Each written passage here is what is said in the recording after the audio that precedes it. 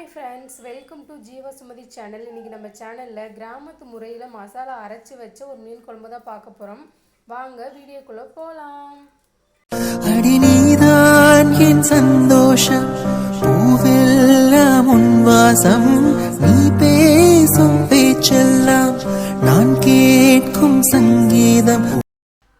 மீன் குழம்பு வைக்கிறதுக்கு ஒரு மசாலா அரைக்கணும், அது என்னன்னு பார்க்கலாம். ஒரு கடாயில் தேவையான எண்ணெய் ஊற்றிட்டு ஒரு ஸ்பூன் மிளகு ஜீரகம்லாம் பொரிஞ்சதும் கட் பண்ணி வச்சு வெங்காயத்தை சேர்த்துக்கலாம். நல்லா வதக்கினது பிறகு கருவேப்பிலை, தக்காளி பழம் 4 கட் பண்ணி சேர்த்துக்கலாம். நல்லா கலந்து விட்டுருங்க. கலந்து விட்டுட்டு தக்காளி பழம் நல்லா குலைவாக வதங்குற வரலும் வதக்கிக்கலாம்.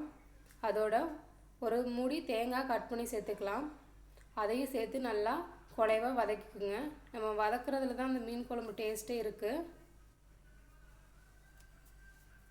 நல்லா இந்த அளவுக்கு நல்லா வதக்கி எடுத்து ஆற வச்சுக்கலாம்.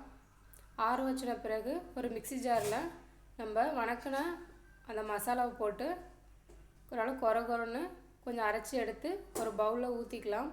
அதோட வீட்டில் அரைச்ச குழம்பு மிளகாத்தூள் 3 ஸ்பூன்,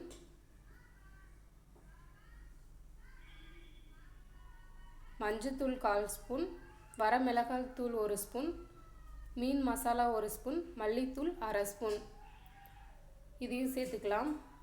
அதோட ஒரு பழுத்து தக்காளி பழம் நல்லா கையில் இந்த மாதிரி நல்லா மசிச்சு எடுத்துக்குங்க. கையில் தான் பண்ணணும், அப்போ தான் டேஸ்ட் நல்லா வரும். இது வரைக்கும் போட்ட மசாலா எல்லாத்தையும் கையில் நல்லா கலந்து விட்டுருங்க. கையில் பண்ணுறத நல்லா மீன் குழம்பு டேஸ்ட் கொடுக்கும். ஒருவங்க சொல்லுவாங்களே கைப்பக்குவம் அப்படிங்குவாங்களே, இதுதான் நல்லா கையில் மேட்ச் பண்ணால் தான் டேஸ்ட் நல்லா வரும். ஒரு பெரிய லெமன் சைஸ் புளியை கரைச்சி அதையும் ஊற்றிக்கலாம். தேவையான உப்பு அதையும் சேர்த்து நல்லா கரைச்சி எடுத்துக்கணும். தனியாக எடுத்து வச்சுக்கலாம். மீன் குழம்பு வைக்கிறதுக்கு ஒரு கடாயில் தேவையான எண்ணெய் ஊற்றிட்டு 1 ஸ்பூன் கடுகு, 1 ஸ்பூன் வெந்தயம் நல்லா பொரிய விடுங்க. பொரிஞ்சதும் வெங்காயத்தை சேர்த்துக்கலாம். அதோட கருவேப்பிலை 2 சேர்த்து நல்லா ப்ரௌன் கலர் வெங்காயம் வர வரைக்கும் நல்லா வதக்கி எடுத்துக்கோங்க.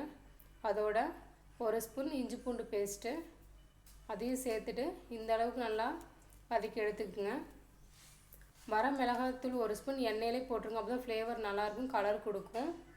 நம்ம கரைச்சி வச்ச அந்த மசாலாவை அதில் ஊற்றிக்கலாம். நல்லா கலந்து விட்டு ஒரு தட்டு போட்டு மூடி வச்சுருங்க. நல்லா இந்த அளவுக்கு கொதி வர வரைக்கும், பச்சை வாசனை போகிற வரைக்கும் கொதிக்க வச்சதுக்கு பிறகு நம்ம மஞ்சத்தூள் போட்டு க்ளீன் பண்ணி வச்ச 1/2 கிலோ பாறை மீன் குழம்புக்குள்ளே ஒவ்வொன்றா சேர்த்துக்குங்க.